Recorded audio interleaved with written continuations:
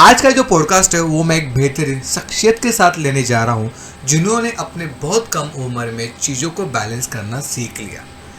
उन्होंने season cricket ground पे ही छक्का नहीं मारा तो उन्होंने 10th स्टैंडर्ड में 98% ला के भी वहाँ पे भी उन्होंने छक्का मारा है।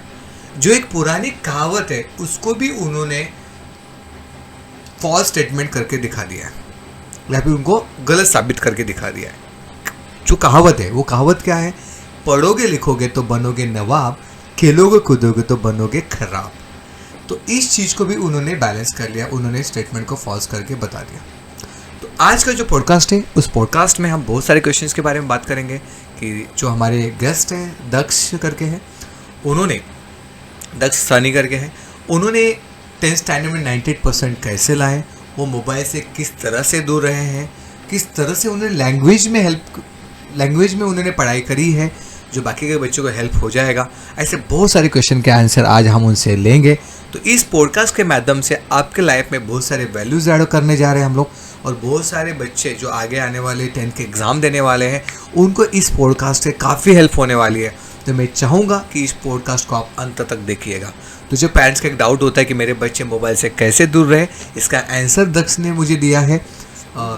और दूसरा क्वेश्चन जो बच्चों के दिमाग में होता है कि सर मैं लैंग्वेज की पढ़ाई कैसे करूं और किस तरह से स्कोर लाऊं, क्या करूं, कौन से मटेरियल यूज़ करूं, हॉट क्वेश्चन कैसे करूं, ऐसे बहुत सारे क्वेश्चन के आंसर मैं आज उनसे लेने वाला हूं। ये सारी चीज़ जानने से पहले मैं दक्ष को वेलकम करना चाहूँगा ऑन माई पॉडकास्ट।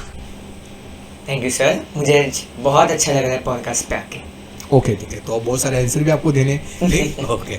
तो सबसे पहला क्वेश्चन दक्ष मैं आपसे ये पूछना चाहूँगा कि I am so much happy कि आपने 98% निकाला है 10th स्टैंडर्ड में, बट उससे पहले मैं जानना चाहता हूँ कि आपने बैलेंस कैसे किया। इस चीज़ जानने से इसको तो जानना ही है हमको। इसके पहले मेरा सबसे पहला क्वेश्चन आपसे ये रहेगा कि आपने स्कूलिंग कहाँ से करी है, ये मेरा पहला क्वेश्चन है।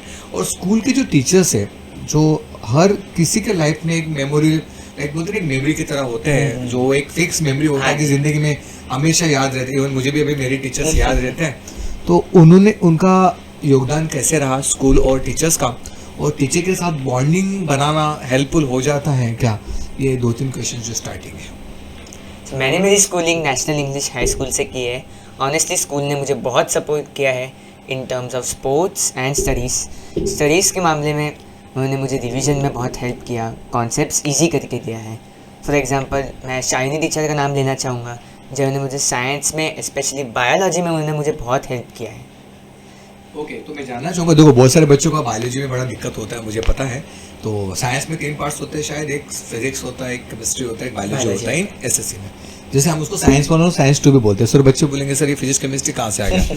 स्पेशली अगर बात करो आईसीएसई बोर्ड में फिजिक्स केमिस्ट्री और बायोलॉजी ऐसा ही सेपरेट बुक्स है, बट एसएससी में जो आपका है महाराष्ट्र बोर्ड, उसमें कैसे होता है कि साइंस में ही उन्होंने 3 पार्ट्स दे दिए, 2 चैप्टर इसके, 2 चैप्टर उसके, 2 चैप्टर फिजिक्स के, 2 चैप्टर केमिस्ट्री के, 2-3 चैप्टर बायोलॉजी के, इस तरह से उन्होंने डिस्ट्रीब्यूट किया है। यस और नो? इवन सीबीएसई में भी ऐसे ही है। तो शालिनी मैम का जो आपने नाम लिया, जिक्र किया, तो बटोबे से उन्होंने काफ़ी हेल्प किया। तो बायोलॉजी में उन्होंने आपको कैसे हेल्प किया? मतलब आई नो बायोलॉजी 98% लाना मतलब हर इसमें आपने टॉप किया, इतना तो श्योर है। तो बायोलॉजी में किस तरह से आपको शालिनी मैम ने हेल्प किया? और अदर दैन दैट और भी जो टीचर्स है, जो भी टीचर्स जिसका आपकी लाइफ में मैथ्स में हो गया, इवन स्पोर्ट्स वाले हो गए या भी अदर, उन्होंने आपको कैसे हेल्प किया? तो शाइनी टीचर ने बायोलॉजी के मुझे कॉन्सेप्ट्स बहुत एप्टली एक्सप्लेन किए। जो भी मुझे रिवीजन में उन्होंने हेल्प किया, मुझे बहुत सारे ट्रिक्स दिए जिससे मैं कॉन्सेप्ट्स इजीली याद रख सकूं। और बात रही बाकी सब्जेक्ट्स की, मैथ्स में मिलिंद सर, सावे सर, उन्होंने मेरा मैथ्स के कॉन्सेप्ट्स बहुत इजीली एक्सप्लेन किए। लैंग्वेजेस में शाइनी टीचर जिन्होंने मुझे इंग्लिश में हेल्प किया, मराठी में शालन टीचर जिन्होंने मुझे बहुत हेल्प किया है। मतलब स्कूल का काफी योगदान रहा है। यस। और एक मेरा क्वेश्चन था, मतलब एक फनी टाइप था, जब आप बीमार होते थे तो बड़ा वैसे आप स्कूल नहीं जा पाते थे, आप कभी क्रिकेट खेलने गए हो, तो मैं एक चीज़ बताना चाहता हूँ कि दक्ष ने डिस्ट्रिक्ट लेवल पे सीजन क्रिकेट खेला है। यस, ये बोल रहा हूँ। तो डिस्ट्रिक्ट लेवल पे सीजन क्रिकेट खेला है, ये मैं बोलना भूल गया था। ठीक है, तो आप दोनों चीज़ों को बैलेंस करने के लिए पता है कि आपको मैच खेलने जाना पड़ता होगा, प्रैक्टिस करने जाना पड़ता होगा, और आप भी बीमार पड़ते हो, तो क्या वो चीज़ स्कूल रिपीट करता था आपका? Yes obviously. मेरा क्रिकेट के वजह से मुझे बहुत प्रैक्टिस में जाना पड़ता था, उस वजह से मेरा कभी स्कूल मिस होता था, कभी मैं बीमार पड़ गया। तो उसके इसमें स्कूल ने मुझे एक्चुअली अच्छा सपोर्ट किया है बहुत। जो भी मेरे चैप्टर्स वगैरह रह जाते थे उन्होंने मुझे वापस बैठ के पूरा समझाया है, और स्पोर्ट्स में उन्होंने मुझे बहुत सपोर्ट किया। Okay okay. जैसे कुलकर्णी सर के बारे में बहुत सुनते हैं हम लोग, तो उनका कुछ योगदान रहा है आपके? जैसे आपने मुझे इनिशियली बताया कि वो आपके मैच देखने आए थे, तो आपके लिए वो मोमेंट कैसे रहा? बहुत अच्छा लगा था मुझे। दीपक सर राम, राइट? ओके, तो आपके मैच देखने आए थे, आपने बैटिंग किया था कि फील्डिंग किया था?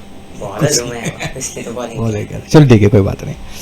और सेकंड क्वेश्चन मेरा आपसे ये रहेगा, तो स्कूल के बारे में रियली बहुत अच्छा फीडबैक रहा है। अभी आगे बढ़ते हैं, तो मेरा नेक्स्ट क्वेश्चन आपसे रहेगा कि आपने मटेरियल कौन से यूज़ किए थे? सबसे पहला क्वेश्चन मेरा ये था कि आपने मटेरियल कौन से यूज़ किए, क्योंकि बच्चे के दिमाग में बहुत सारे डाउट्स रहते हैं। अगर आप बच्चे, आप मेरा पॉडकास्ट देख रहे हो, तो वे सर कौन सा बुक यूज़ करें, बहुत कन्फ्यूजन रहता है उनके दिमाग में कि ये बुक यूज़ करूँ, वो बुक यूज़ करूँ, ऐसे बहुत सारे मार्केट में मटेरियल्स अवेलेबल है।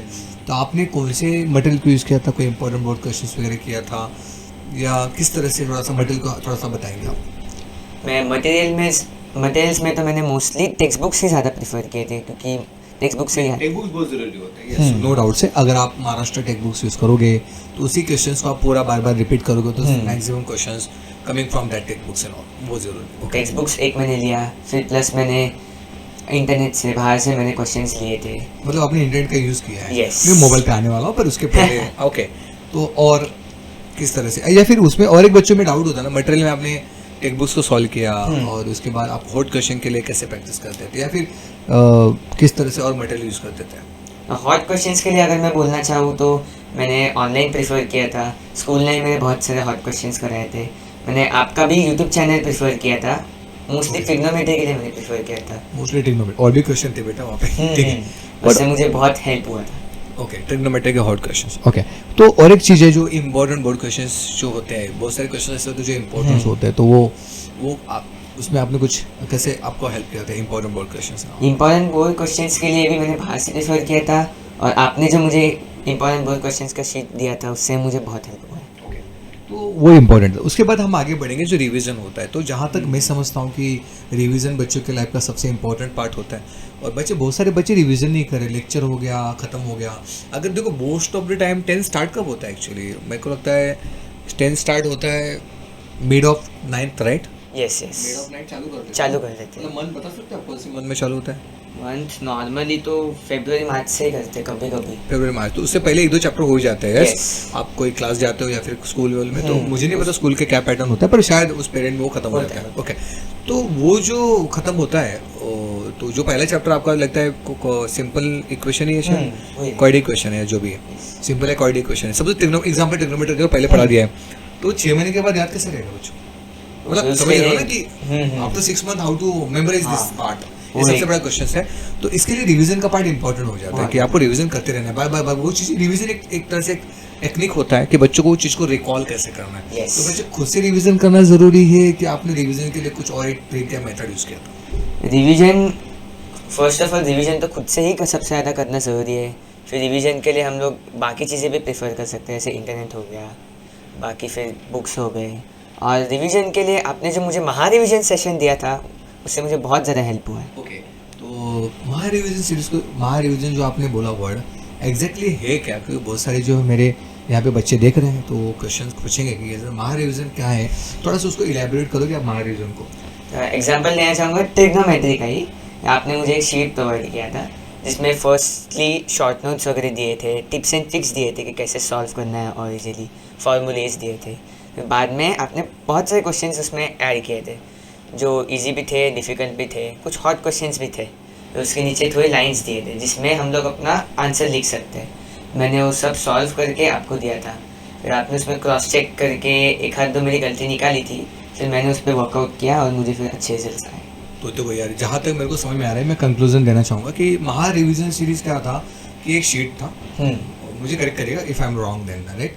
तो एक शीट था कि उसके ऊपर पहले इंपॉर्टेंट शीट थे जिसके बहुत सारे इंपॉर्टेंट फार्मूलाज बोल सकते हो। उसके बाद क्वेश्चन 1, उसके नीचे कुछ लाइंस, क्वेश्चन 2 उसके नीचे कुछ लाइंस, क्वेश्चन 3 इसमें, मतलब उसमें ही आपको लिखना है, राइट? उसके अंदर लिखना है, फिर वो सबमिट करना है। आपने मेरे को दिया जो ये मैंने चीज आपने बोला महा रिवीजन सीरीज, आपने वो मुझे दिया, मैंने उसको सॉल्व करके बोला भाई ये यहाँ पे करेक्शंस है, ये आप कर लो, और वो आपको देगा, आपको क्लिक होगा कि नहीं यार ये करेक्शंस है, ये स्टेप्स ऐड करना जरूरी है। जब 98 और 100 मार्क्स के बात आते हैं तो वहाँ पे एक मार्क्स भी बहुत मैटर करता है। तो एक चीज़ जो मुझे पता है कि 100 में से 100 लाने के लिए वहाँ पे गलतियाँ ये लोग ढूंढते रहते हैं जो पेपर चेकिंग करने वाले। तो फिर पेपर चेकिंग के लिए आपको मतलब वो जो महा रिवीजन जो सीरीज था उसका हेल्प हुआ? बहुत ज़्यादा हेल्प हुआ है मुझे महारिविजन सीरीज़ का। आपने बोर्ड का पेपर कैसे लिखा था? बोर्ड का पेपर मैंने मोस्टली जितना हो सके उतना क्लीन रखने का कोशिश किया था। ऐसा नहीं कि हैंड राइटिंग एकदम ही ज़्यादा अच्छा होना चाहिए, पर जितना हो सके प्रेजेंट एग्जामिनर को क्लीन दिखना चाहिए पेपर। पर आपको आपकी गलतियाँ पता कैसे चले कि ये गलतियाँ हैं? इंग्लिश में आपने पहले गलतियाँ तो लिखोगे, और बच्चे गलती करते हैं, बहुत सारे बच्चे तो मेन एग्जाम में गलती कर देते हैं। तो आपने वो सारी गलतियाँ पहले महा रिवीजन में करी थी या नहीं? यस, मैं महारिविजन में एक्चुअली थी मेरी गलतियाँ, तो उसको रिपेयर करके आपने उसको तो ठीक है गाइस, तो महा रिवीजन सीरीज बहुत अच्छा सीरीज़ है और वो हम बहुत सारे बच्चों को देते भी हैं। तो अगर आप चाहते हो महा रिवीजन सीरीज तो डिस्क्रिप्शन बॉक्स में एक आपको गूगल फॉर्म का लिंक मिल जाएगा, आप उसको भर दीजिएगा, वो आपको हम अवेलेबल करके दे देंगे। वो एसएससी के लिए है, सीबीएसई के लिए और आईसीएसई के बच्चों के लिए है, और वो कोई चार्जेस नहीं है, वो एक free of cost for my students, उनके हेल्प के लिए। तो अगर आप चाहते हो तो डिस्कशन का गूगल फॉर्म का लिंक आप भर दीजिएगा। तो नेक्स्ट क्वेश्चन में मैं जानना चाहूँगा कि आप मैंने काफ़ी क्वेश्चंस की बात किया, अभी सबसे इम्पोर्टेंट है कि थोड़ा हॉट क्वेश्चन को इलेबोरेट करना चाहूँगा। बहुत सारे बच्चों को हॉट क्वेश्चन को लेकर बड़ा फेयर होता है, तो हॉट क्वेश्चन में उनको प्रैक्टिस कितना करना पड़ेगा ये बहुत इंपॉर्टेंट है, तो उसके लिए आप क्या बोलोगे? हॉट क्वेश्चंस के लिए तो रिवीजन बहुत ज़रूरी होता है। जितना हो सके नए नए क्वेश्चंस ढूंढते रहे, नए नए सोल्यूशंस निकालते रहे आंसर निकालने के। आपको बहुत सारी दे दी, ठीक, कोई बात नहीं। और अभी सबसे इम्पोर्टेंट क्वेश्चन, नेक्स्ट क्वेश्चन में जानना चाहूँगा कि बहुत सारे बच्चों ने मुझे क्वेश्चन पूछा।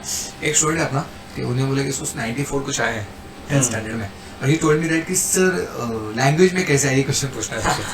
तो सर बताएंगे आप लैंग्वेज में आपने स्कोर कैसे किया? स्कोर इन लैंग्वेज, क्योंकि लैंग्वेज में स्कोर लाना बहुत डिफिकल्ट हो जाता है, मतलब Hindi, Marathi and all. Languages में मैंने मोस्टली तो टेक्स्ट बुक्स ही रिफ़र किया था। टेक्स्ट बुक जितना हो सके पढ़ेंगे तो अच्छा रहेगा। फिर प्लस मैंने बाहर इंटरनेट से आर्टिकल्स वगैरह पढ़ता था। अगर न्यूज़पेपर्स रहेगा तो और अच्छा है, न्यूज़पेपर्स पढ़ सकते हो आप।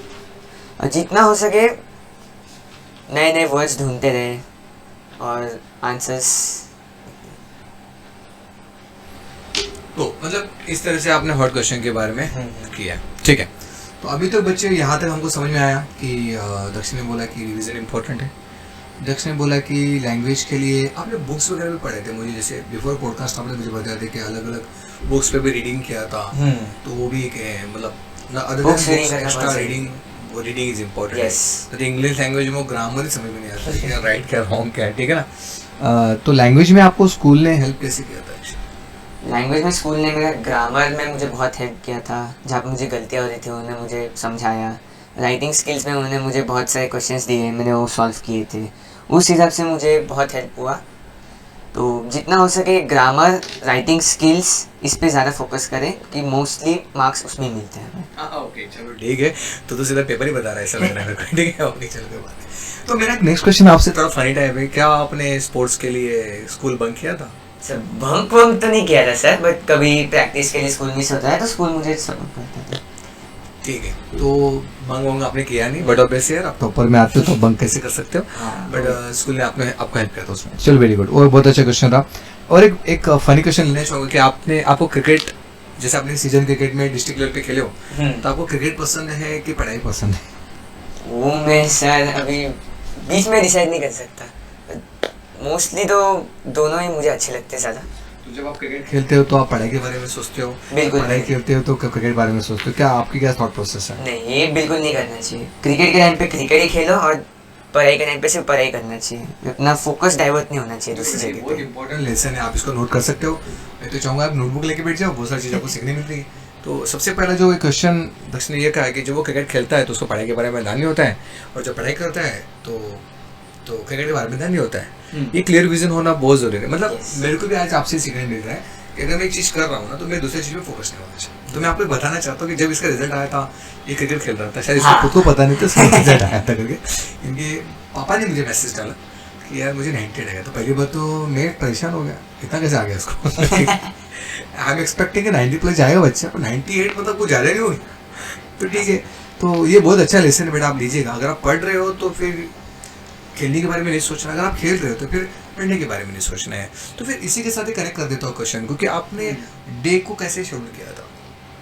फर्स्टली डे में तो मेरा स्कूल ही होता था, स्कूल में मेरा पढ़ाई चलता था। नहीं, हम मॉर्निंग से जानना चाहेंगे। Okay. अर्ली मॉर्निंग आप, क्योंकि बच्चे ये भी क्वेश्चंस करते हैं कि प्लानिंग्स कैसे होता है, मतलब you can see the plannings, morning में कितने बजे उठते थे, क्या क्या डे का शेड्यूल होता था, ये पूरा।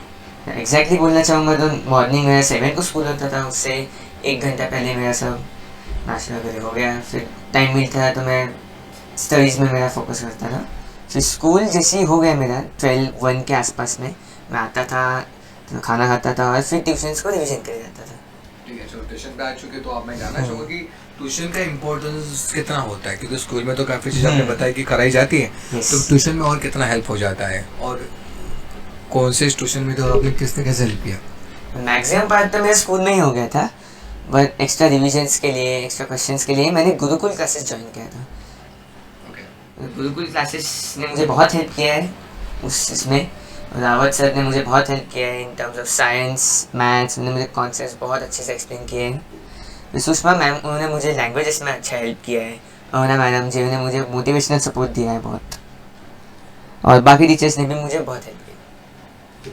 तो अभी एक इम्पोर्टेंट है कि जैसे आपने बताया कि आपने पढ़ाई और क्रिकेट को बैलेंस किया, कैसे बैलेंस किया? मतलब क्वेश्चन ये है कि जैसे आपने बोला कि आपने पढ़ाई के टाइम पढ़ाई और क्रिकेट के टाइम किया, आपने दोनों में अच्छा किया है। ये थोड़ा सा कंफ्यूजिंग वाला खेल है कि बहुत सारे बच्चों के दिमाग में पेरेंट्स उनको बच्चों को खेलने नहीं देते। तो एक मतलब पेरेंट्स के लिए एक मैसेज है कि आप मैसेज क्या देना चाहोगे पेरेंट्स को, क्या बच्चों को खेलने देना चाहिए कि नहीं देना चाहिए? एब्सोल्युटली देना चाहिए पेरेंट्स को। नहीं यार, एक बात तो क्लियर है कि फिर बच्चे सिर्फ खेलते रहते हैं। नहीं, वो पेरेंट्स जो मुझे मिलते हैं मुझे बोलते हैं कि सर बच्चे सिर्फ खेले जा रहे हैं तो फिर उस मामले में आप क्या बोलोगे, आपकी राय एग्जैक्टली पेरेंट्स के बारे में क्या? ये पेरेंट्स सुन रहा है। पेरेंट्स को मैं एक ही बोलना चाहूँगा कि बच्चों को ज़्यादा प्रेशराइज ना करें स्टडीज़ के ऊपर, उनको थोड़ा खेलने भी दें, पर ऐसा भी नहीं होना चाहिए कि वो फुल टाइम खेलते ही रहे। दोनों जगह उनका बैलेंस बना रहना चाहिए। तो बैलेंस कैसे बनाएगा ना फिर? तो चलो ठीक है, काम कर लेते हैं, इवनिंग के टाइम 2 घंटा पढ़ने खेलने के लिए दे दो, बाकी टाइम स्कूल कॉलेज और पढ़ाई को दे दो। मतलब इन शॉर्ट में पूरे दिन में 2 घंटे पढ़ने के लिए दे देना है। तो फिर 2 घंटे में पेरेंट्स परेशान नहीं करेगा, फोन नहीं करेगा भाई तो 2 घंटा खेल ले। Suppose example 5 to 7 is there या 6 to 8 जो भी है, जो भी 2 घंटा दे दिए दिन के।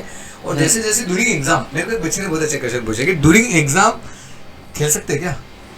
वो डिफिकल्ट क्वेश्चन है, बिकॉज ड्यूरिंग एग्जाम खेलना मतलब ये हो जाता है, रिस्क वाला खेल है, तो क्या कर सकते हैं उसको? ड्यूरिंग एग्जाम अगर ज़्यादा स्ट्रेस आ रहा होगा तो ठीक है, तुम लोग थोड़े टाइम के लिए खेल सकते हैं। ज़्यादा भी उस टाइम उधर खेलने में ज़्यादा फोकस नहीं होना चाहिए, पढ़ाई पे अपना मोस्टली फोकस होना चाहिए एग्जाम्स के टाइम पे। तो फिर अगर हम बात करेंगे जो डेली रूटीन वाला जो खेल है, जो डेली रूटीन बच्चों का होता है एग्जाम के दौरान, वो कैसे होना चाहिए? एग्जाम के टाइम पे जितना देखो, हमने नॉर्मल कैसे बता दिया कि सुबह आप 6 बजे उठते थे, उसके बाद आप फ्रेश होकर 7 बजे आपका स्कूल होता था, उसके बाद आप दोपहर को आते होंगे, कुछ खाते थे, फिर आपने क्लास जाते थे, उसके बाद आप शाम को आते थे। तो शाम को 5-6 बजे करते कैसे थे? आपका टाइमिंग कैसे एडजस्ट होता था? 5-6 बजे मैं क्रिकेट से आता था, तो मुझे जो टाइम मिलता था मैं उसमें 2-3 घंटा मैं स्टडीज करता था पूरा मेरा। मतलब ये बात तो क्लियर है कि आपको 2 घंटा पढ़ना ही है हर दिन का, और 2 घंटा आपको ये करना है, ठीक है? तो हर दिन का एक स्मॉल, कहते हैं ना, small efforts will change big change in your life. बूंद बूंद से सागर बनता है। बहुत बड़ी बात कह दी आपने, ये भी पॉइंट नोट कर सकते हैं आप लोग कि बूंद बूंद से सागर बनता है। हर दिन का छोटा छोटा एफर्ट्स एक बड़ा रिजल्ट क्रिएट करता है बेटा आपके लाइफ में, तो छोटा पार्ट आपको करना है। तो क्यों आधा घंटा क्यों ना हो, 1 घंटा क्यों ना हो। नहीं, क्वेश्चन मेरे को बहुत सारे बच्चे पूछते हैं, जो मैं आपको पूछना चाहता हूँ कि ऐसे कुछ टाइम टेबल लगाना चाहिए, 1 घंटा ये करूँ वो करूँ, एक फिक्स या फिर एक रैंडम, या what is the best plan? मतलब मुझे ऐसा लगता है कि no plan is the best plan. जो प्लान नहीं होता वही सबसे बड़ा प्लान होता है। क्योंकि अब मुझे पता कि मैंने 6 बजे उठना है और मालूम पड़ा कि मैं 6:15 बजे उठ गया, तो मैं यही सोच रहा हूँ कि मैं 6 बजे क्यों उठा था, मुझे उठना था। तो फिर वो एक टाइम टेबल लेके अपनी जिंदगी जी सकते हैं, ऊपर नीचे फ्लेक्सिबल होगा ही चीजों को। तो इसके बारे में आप क्या बोलना चाहोगे? टाइम टेबल अगर इनकेस बनाना भी चाहो तो ऐसा टाइम टेबल बनाओ कि फ्लेक्सिबल रहे, फिर टाइम से बाउंड नहीं होना चाहिए एकदम। जैसे सर ने बराबर बोला कि 6 बजे का टाइम टेबल हम लोग ने बनाया, फिर 6:15 बजे गए, फिर हम लोग सोचते बैठ जाएंगे कि करेंगे क्या। तो उस हिसाब से टाइम टेबल जितना फ्लेक्सिबल हो सके उतना अच्छा है, और जितना डिसिप्लिन हम लोग हो सके उतना अच्छा। मतलब एक पॉइंट नोट कर सकते हैं आप लोग कि एवरी डे आप आधा 1-2 घंटा तो पढ़ना ही पड़ता है। Yes. सेल्फ स्टडी के लिए इम्पोर्टेंट होता है, रिवीजन कम सेल्फ स्टडी। ओके, क्योंकि क्लास में पढ़ा दिया है, कॉलेज में पढ़ा दिया है, तो सेल्फ स्टडी भी इम्पोर्टेंट हो जाता है। ओके, तो और एक मेरा क्वेश्चन आपसे कि आपके फ्रेंड्स ने आपको पढ़ाई में या स्पोर्ट्स में कैसे हेल्प किया था? फ्रेंड्स ने मुझे पढ़ाई में भी हेल्प किया था बहुत। जो हॉट क्वेश्चंस थे थोड़े उन्होंने ला के दिए थे मुझे, उससे भी मुझे बहुत हेल्प हुआ। और स्पोर्ट्स के टाइम पर भी उन्होंने मुझे बहुत सपोर्ट किया। जब स्पोर्ट्स जाता था, स्कूल वगैरह मिस होता था, कुछ कॉन्सेप्ट मुझे समझ नहीं आते थे, तो वो मुझे बैठ के पूरा एक्सप्लेन करते थे। अभी देखो, जो स्पोर्ट्स और क्रिकेट के बारे में बात हो रही है, आपके बहुत सारी चीज़ों के बारे में हम लोग डिस्कस कर रहे हैं, तो आपके पेरेंट्स ने स्पोर्ट्स के लिए कैसे एग्री हुए? बहुत सारे बच्चे बेचारे परेशान होते हैं कि यार मेरे पेरेंट्स मुझे खेलने नहीं दे रहे, तो इसके बारे में आप क्या एक मैसेज देना चाहोगे कि आपके पेरेंट्स ने आपको कैसे सपोर्ट? जहाँ तक मैं इनके पापा को जानता हूँ, बड़े जॉली इंसान है ऑनेस्टली, मुझे बहुत पसंद करता हूँ इनके पापा को, और एकदम बोलते ना दिल दरिया मन समुंदर वाला खेल। जब बातें होती तो बड़ा अच्छा लगता है इनसे बात करने का। और उनके पापा का जो है कि चिल है यार, मतलब उनके पापा एक मैसेज देते हैं हमेशा कि मोबाइल मत दो, बैट दो हाथ में, तो इसलिए हमने बैट भी यहाँ पर तो ये बहुत अच्छा मैसेज है कि इंस्टेड ऑफ मोबाइल आप क्या बोलते हैं उसको, बैट्स लो, मैच खेलो, आउटडोर गेम्स खेलो ऑल। तो मम्मी पापा की तरफ से सपोर्ट रहा स्पोर्ट्स के लिए? मम्मी पापा ने एक्चुअली मुझे बहुत सपोर्ट किया है स्पोर्ट्स के लिए। मैं स्पोर्ट्स में अच्छा कर रहा तो उन्होंने मुझे उधर पुश किया। स्टडीज़ के लिए भी उन्होंने मुझे बहुत ध्यान दिया है। मम्मा ने पर्सनली उनको जॉब करना था, पर उन्होंने मेरे लिए जॉब नहीं किया 8 साल। उन्होंने मुझे स्टडीज़ में पूरा बहुत हेल्प किया है। तो मम्मा जी का इतना अगर सेक्रीफाई है तो आगे उनको याद रखिएगा। Yes, तो मैं आपको याद रखूंगा क्योंकि मेरे पास दोनों के नंबर से चलिए ठीक है। नहीं, मम्मी पापा का सपोर्ट करना बहुत ज़रूरी हो जाता है। उन्होंने आपके लिए इतना सेक्रीफाइस किया। आज जो बच्चा यहाँ पे देख रहा है बेटा, मम्मी पापा से कोई वैर नहीं रखेगा, उन्होंने बहुत कुछ किया है। तो ये क्वेश्चन कभी मत पूछना कि मेरे लिए आप लोगों ने किया क्या। आप तो जी रहे हैं, उनके वजह से जी रहे नहीं, तो ये क्वेश्चन उनसे मत करिएगा, बुरा लगता है। और वो कभी डांट दे तो समझ जाना, ठीक है, ठीक है। ये बहुत अच्छा क्वेश्चन रहा है। उसके बाद और कुछ क्वेश्चन है कि जैसे बोला कि आपने आपके फिटनेस का ध्यान कैसे रखा ड्यूरिंग दिस पीरियड, क्योंकि आपने दोनों में अच्छा किया, मतलब आप क्रिकेट में भी डिस्ट्रिक्ट लेवल पे खेल चुके हो और आप इसमें भी 98 कर चुके हो, तो आपने हेल्थ के कैसे ध्यान रखा? फिटनेस के लिए तो मोस्टली मैं जो क्रिकेट में जो फिटनेस होता था वही करता था। मैं घर पे भी आके थोड़ा मैंने उसमें टाइम दे दिया, और प्लस जितना हो सके मेरा खाना मैंने हेल्दी रखा, ज़्यादा मैंने बाहर का नहीं खाया। तो वैसे तो अगर आप खेल रहे हो तो आपका फिटनेस तो होना ही चाहिए। हाँ। मतलब जो खेलता है उसका फिटनेस तो होता ही है। नहीं चाहो तो भी भागना पड़ता है, बॉल पकड़ना पड़ता है, बैटिंग करना पड़ता है, सब चीज़ें हो जाती हैं। ठीक है, अच्छा। और एक बहुत एक फनी क्वेश्चन रहा है, ठीक, बच्चा मुझे पूछ रहा था कि उसने बोला कि सर ये क्वेश्चन पूछ लेना, कि प्रियांशु अपना स्टूडेंट है, उन्होंने मुझे बोला कि सर ये बच्चे टॉपर लाइफ एंजॉय करते कि नहीं करते? मतलब ये बहुत अच्छा क्वेश्चन है। क्या टॉपर सिर्फ पढ़ते रहते हैं या पढ़ाकू होते हैं कि वो लोग लाइफ भी एंजॉय करते हैं? नहीं, बिल्कुल नहीं। टॉपर्स, हम लोग जैसे टॉपर्स हैं वो लाइफ भी एंजॉय करते हैं। जैसे हम लोग फुल टाइम नहीं पढ़ते रहते, फिर फुल टाइम पढ़ते रहेंगे तो स्ट्रेस आ जाएगा पूरा।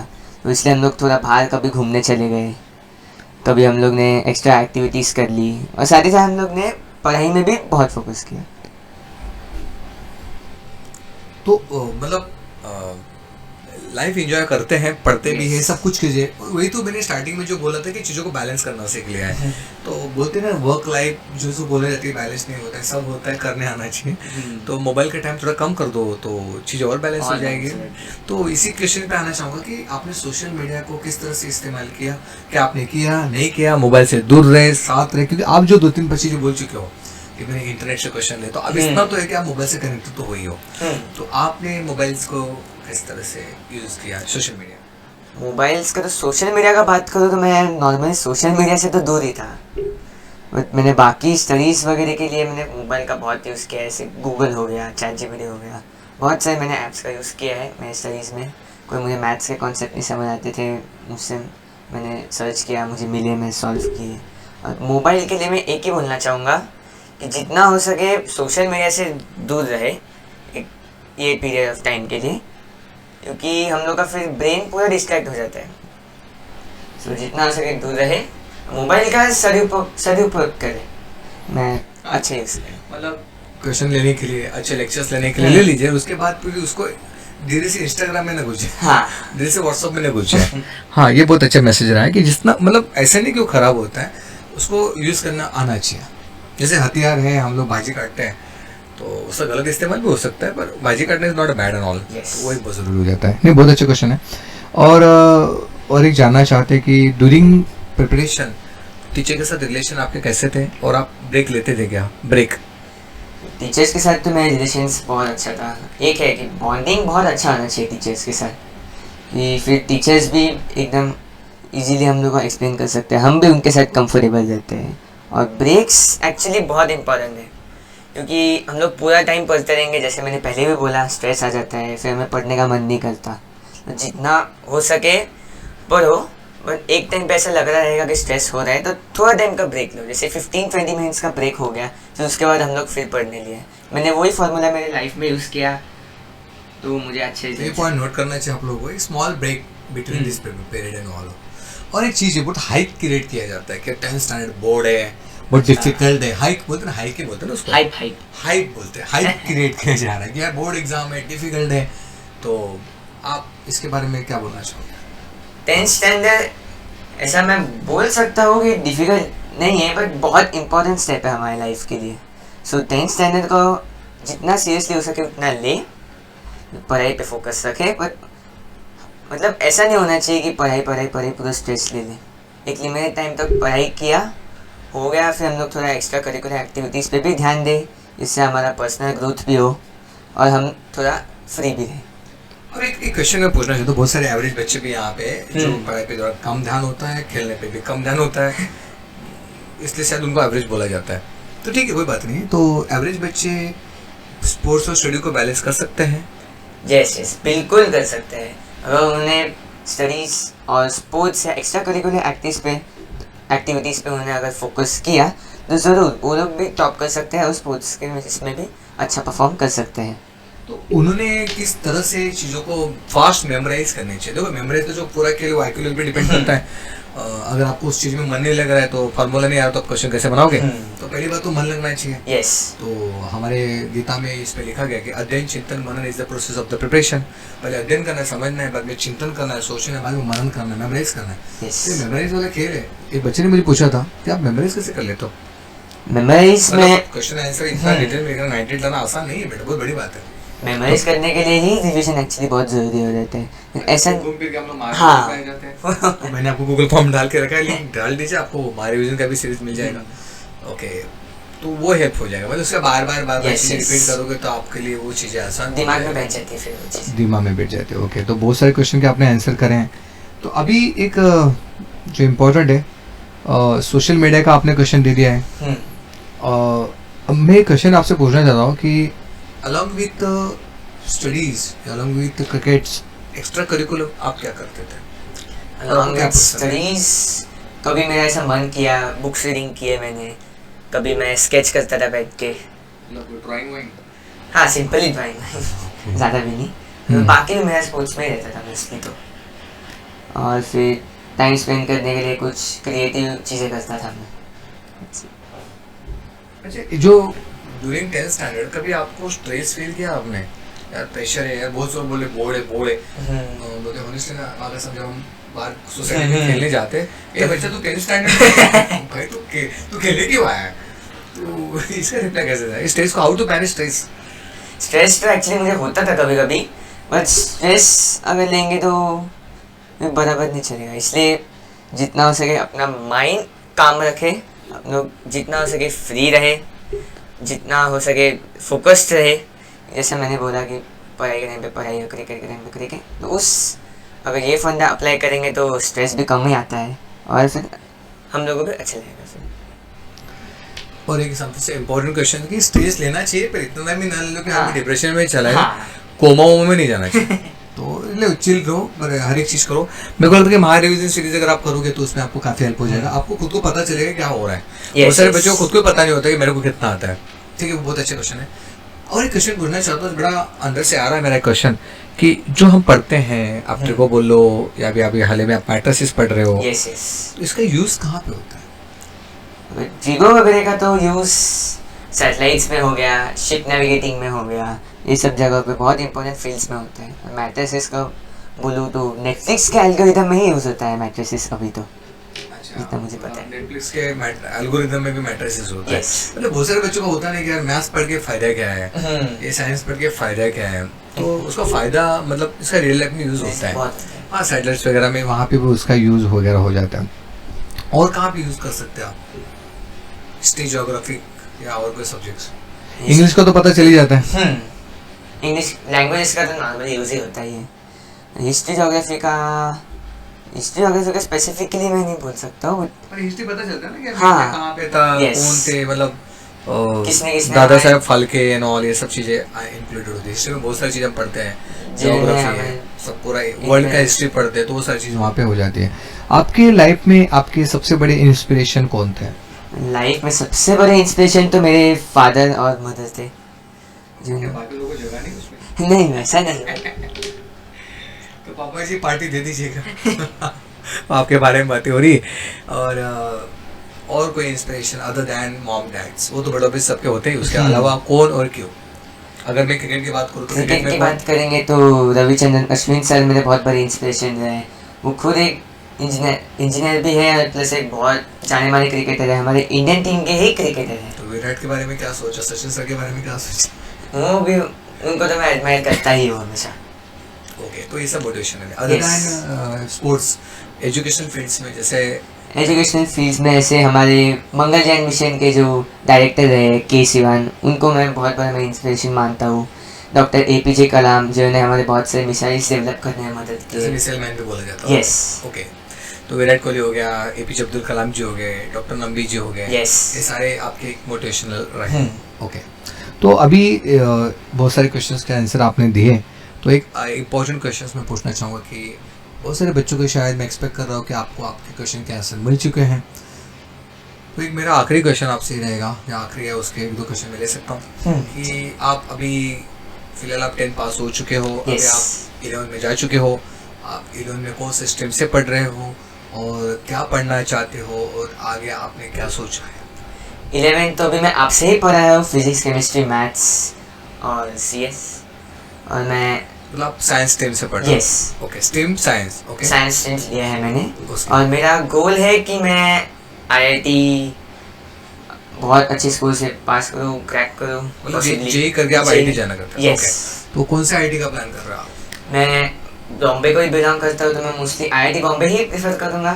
जैसे IIT बॉम्बे हो गया, और अगर मैं IIT का बात करूँ तो IIT Bombay, IIT Madras, IIT Kharagpur, मैं इनमें ही जाने का ट्राई कर रहा हूँ। ठीक है, तो मतलब काफ़ी चीज़ें आपने बताई, और शॉर्ट में अगर मैं कंक्लूजन देना चाहूँगा तो इनिशियली स्टार्ट किया आपने हाउ टू बैलेंस, क्रिकेट कर रहा हो तो फिर मैं कैसे बैलेंस करेंगे पढ़ाई वढ़ाई, ये पूरा प्लान्स आपने बताया, जो नॉर्मल बच्चे वो भी कर सकते हैं। एवरी डे का कंसिस्टेंसी होना ज़रूरी है।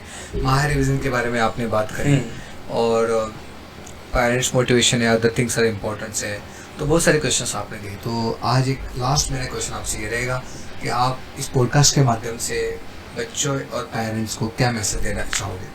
फर्स्ट ऑफ ऑल मैं बच्चों को एक मैसेज देना चाहूँगा, 10th में सीरियस रहे, ज़्यादा स्ट्रेस ना ले, सोशल मीडिया से जितना हो सके दूर रहे, अपना एक खुद का मेंटल डिसिप्लिन बनाए रखे, यानी कि फोकस रहे एक सब्जेक्ट पे, मतलब एक जगह पे फोकस है।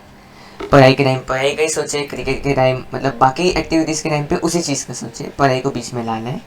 और पेरेंट्स को मैं एक बोलना चाहूँगा, बच्चों को सारा स्ट्रेस ना दे, बच्चों को सपोर्ट करे बाकी एक्टिविटीज़ के लिए भी, और प्लस उन्हें सपोर्ट करे स्टडीज़ के लिए, ताकि बच्चे भी अच्छा रिजल्ट्स ला सकें। ओके, तो thank you for coming this podcast. you, आपसे sir. बात करके बहुत अच्छा लगा। बहुत सारी चीज़ें मुझे भी सीखने मिली है कि किस तरह से वर्क लाइफ बैलेंस होता है, एक चीज़ कर रहा हूँ दूसरे ध्यान नहीं जाना चाहिए, और मैं एक्सपेक्ट कर रहा हूँ कि सारे बच्चों को अच्छा लगा है। अगर आपको पॉडकास्ट अच्छा लगा है तो एक लाइक ठोक के जाना बेटा, और अगर आपके कोई और क्वेश्चंस हो तो आप कमेंट्स में डाल दीजिएगा, और आपको महा रिविजन सीरीज चाहिए तो आप गूगल फॉर्म भर दीजिएगा, तो वहाँ पे आपको काफ़ी हेल्प हो जाएगा। Thank you for joining this session, और मिलते हैं अगले पॉडकास्ट में। मैं एक्सपेक्ट कर रहा हूँ कि आप जब IIT जाओगे तो मैं आपका सेकंड पॉडकास्ट फिर से रिकॉर्ड करूँगा, और मैं इस पॉडकास्ट के माध्यम से एक चीज़ तो मैं क्लियर करना चाहूँगा कि आज का जो पॉडकास्ट है वो ये बहुत सारे बच्चे देखने वाले हैं, मुझे पता है, और सबको एक मोटिवेशन मिलेगा, उनकी लाइफ चेंज होगी, और ये एक बहुत अच्छा काम हम कर रहे हैं, ऐसा मुझे लगता है। मुझे पूरा विश्वास है, मैं श्री कृष्ण का बड़ा भक्त हूँ, और उनका एक चीज़ की उन्होंने हमको भेजा है कुछ काम करने के लिए। अगर आपका ये पॉडकास्ट देख के कोई बच्चा खुश हो जाता है या उसके डाउट्स क्लियर हो जाते हैं तो हम एक्सपेक्ट करेंगे कि ये जो पॉडकास्ट की मेहनत हमने करी थी तो वो सफल हुई। तो thank you for this session. मिलते हैं अगले पॉडकास्ट में। और अगर बच्चों को अच्छा लगा तो आपके फ्रेंड सर्कल में इस पॉडकास्ट को शेयर करिएगा और बच्चों को और पता चले, पेरेंट्स को शेयर करिएगा। शायद कर भला तो हो भला, उनका भला करे आपका भला हो। और बस ये मैसेज मैं देना चाहता हूँ। तो थैंक यू फॉर दिस। मिलते हैं Thank you, अगले sir. सेशन में। Okay, bye bye. Bye bye.